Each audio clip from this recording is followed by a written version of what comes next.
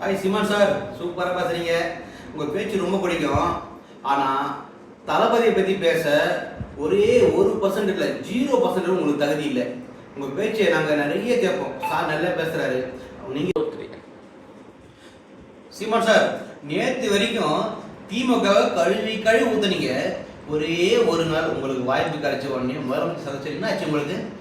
அப்படியே ஆப்போசிட்டாக எங்கள் தளபதி அவ்வளோ பேசுகிறீங்க.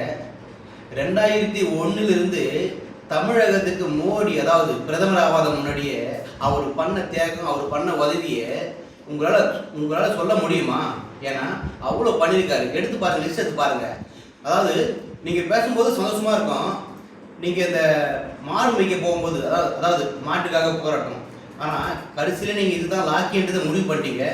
மாடு மேய்க்கிறது நல்ல தொழில், அதுக்கு கூட லாக்கி இல்லாத ஒரே ஆள் தான் நீங்கள். ஓகேவா? என்ன சொல்றது தெரியல.